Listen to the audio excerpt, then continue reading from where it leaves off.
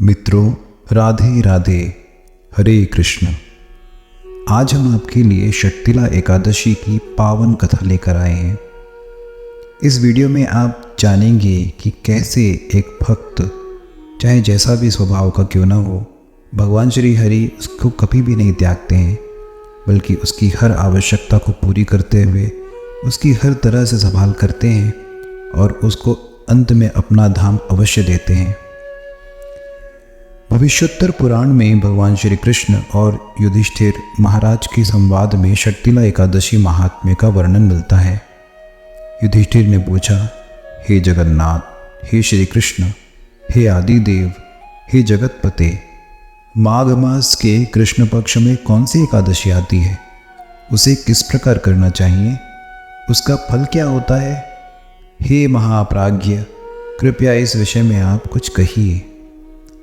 भगवान श्री कृष्ण ने कहा, हे नृपश्रेष्ठ, माघ मास के कृष्ण पक्ष की एकादशी षटतिला नाम से विख्यात है। सब पापों को हरण करने वाली एकादशी की कथा मुनि श्रेष्ठ पुलस्त्य ने दालभ्य ऋषि को कही थी। वह कथा तुम भी सुनो।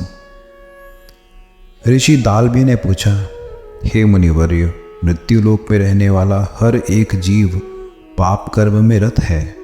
उन्हें नरक यातना से बचाने के लिए कौन सा उपाय है? कृपया यह आप वर्णन करें। पुलस्त्य कहने लगे, हे महाभाग, आपने अच्छी बात पूछी है, तो सुनिए। माघ मास में मनुष्य को स्नान करके इंद्रियों को संयम में रखना चाहिए। काम, क्रोध, अहंकार, लोभ और निंदा का त्याग करना चाहिए। देवादिदेव भगवान श्रीहरि का स्मरण करते हुए पानी से पैरों को धोकर भूमि पर गिरा हुआ गाय का गोबर इकट्ठा करके उसमें तिल और कपास मिलाकर 108 पिंड बनाने चाहिए। माघ मास में आर्द्रा मूल नक्षत्र आते ही कृष्ण पक्ष की एकादशी का व्रत धारण करें। स्नान से पवित्र शुद्ध भाव से श्री विष्णु की पूजा करें। अपराध क्षमा के लिए श्री कृष्ण नाम का उच्चारण करें। रात में होम जागरण करें। चंदन, कर्पूर, अर्भजा और भोग दिखाकर शंख, चक्र, गदा, पद्म धारण करने वाले भगवान श्री हरि की पूजा करें। बारंबार श्री कृष्ण के नाम के साथ कुम्हड़, नारियल और बिजौरे के फल अर्पण करके विधिपूर्वक अर्घ्य दें। दूसरी सामग्री का अभाव हो तो 100 सुपारियों का उपयोग करके भी पूजन और अर्घ्य दान दिया जा सकता है। अर्घ्य मंत्र इस प्रकार है, कृष्ण कृष्ण कृपालु स्वं गतीनां गतिर्भवः संसारार्णवमग्नानां प्रसीद पुरुषोत्तम। नमस्ते पुंडरीकाक्ष, नमस्ते विश्वभावन, सुब्रह्मण्य नमस्तेस्तु महापुरुष पूर्वज। गृहाणार्घ्यं मया दत्तं लक्ष्म्या स जगत्पते। सच्चिदानंद श्री कृष्ण, आप बड़े दयालु हैं। हम अनाथ जीवों के आश्रयदाता आप ही हैं। हे पुरुषोत्तम, हमें संसार सागर में डूब रहे हैं, कृपया हम पर प्रसन्न हो जाइए। हे विश्वभावन, हमारा आपको वंदन है। हे कमल नयन, आपको प्रणाम है। हे सुब्रह्मण्यम, हे महापुरुष, हे सभी के पूर्वज, आपको प्रणाम है। हे जगतपते, लक्ष्मी के साथ आप इस अर्घ्य को स्वीकार करें। उसके पश्चात ब्राह्मणों की पूजा करके उन्हें पानी से भरा घड़ा देना चाहिए। साथ में छाता, चप्पल और वस्त्र भी अर्पण करें। इस दान द्वारा भगवान श्री कृष्ण प्रसन्न हो, यह कहते हुए दान करना चाहिए। अपनी परिस्थिति अनुसार श्रेष्ठ ब्राह्मण को काली गाय दान में देनी चाहिए। हे द्विजश्रेष्ठ, विद्वान पुरुष को तिल से भरा हुआ पात्र दान करना चाहिए। तिल के दान से व्यक्ति हजारों वर्ष स्वर्गवास करता है। तिलस्नायी तिलोद्वर्ती तिलहोमी तिलोदकी तिलदाता च भोक्ता च षटतिला पापनाशिनी। तिल से स्नान करना, तिल का उबटन लगाना, तिल का हवन करना, तिल डाला हुआ जल पीना, तिल दान करना, तिल का भोजन में उपयोग करना, इस प्रकार 6 कार्यों में तिल का उपयोग करने से इसे षटतिला एकादशी माना जाता है, जो पापहारिणी है। एक बार षट्तिला एकादशी की महिमा सुनने देवर्षि नारद भगवान श्री हरि के पास गए। भगवान श्री कृष्ण ने कहा, एक ब्राह्मणी स्त्री थी। ब्रह्मचर्य का पालन करते हुए वह भगवान की आराधना करती थी।